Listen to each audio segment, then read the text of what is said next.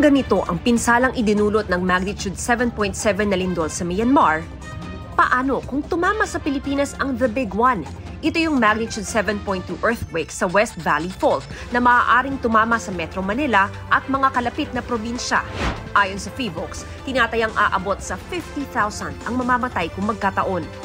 The big one in NCR, the expected ground shaking in Metro Manila is intensity 8. And also, we expect residential buildings around 12 to 13% would sustain heavy damage. Yung 10 to 30-story buildings, around 11% heavy damage, and then 30 to 60-story buildings, 2%.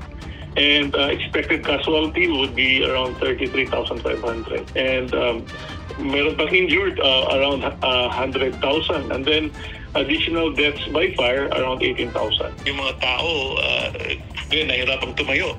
Kaya patuloy ang mga inspeksyon at retrofitting ng Department of Transportation sa mga infrastruktura bilang paghahanda sa The Big One. Nag-install na po dyan ng mga seismic monitor. Magagaman natin kung gaano kalakas ang isang lindol para po magagaman natin kung tayo kailangan mag-evacuate o hindi pa. Kailangan talaga regular na ini-inspect po natin yan. At yung mga iba pang mga installations, yung iba nating mga infrastruktura, kailangan na rin talagang mabilisang i-retrofit.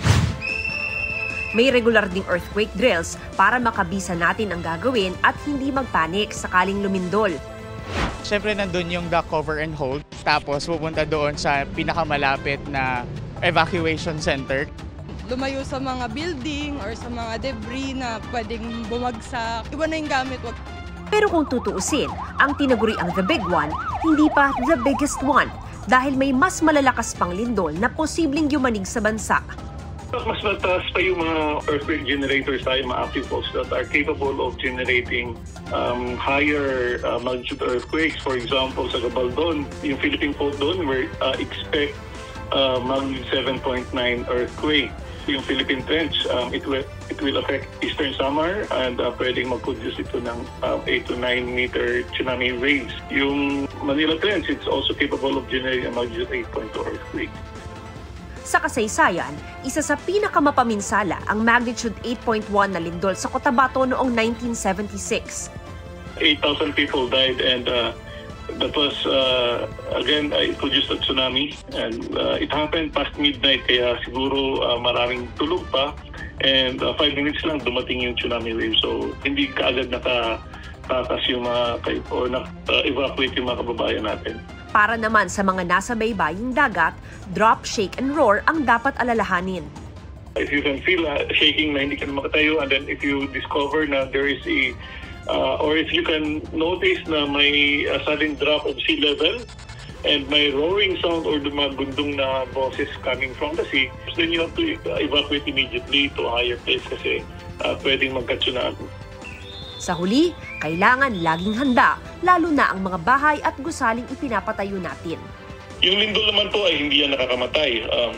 It's the collapse of human-built structures such as buildings, walls, bridges that may claim lives. Again, so we really have to make sure that we follow the building code. Earthquakes are random events and they cannot be predicted. So again, i-reiterate ko lang, the best course of action is always preparedness. Nanawagan din ang Office of Civil Defense sa publiko na sundin ang building code, lalo sa mga nagtatayo ng gusali at bahay.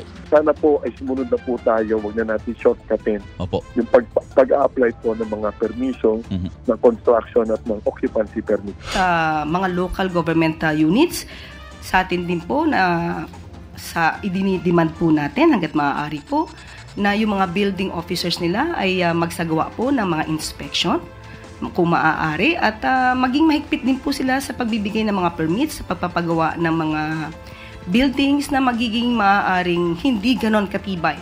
Para sa GMA Integrated News, ako si Mav Gonzalez, ang inyong saksi. Mga kapuso, maging una sa saksi. Mag-subscribe sa GMA Integrated News sa YouTube para sa iba't ibang balita.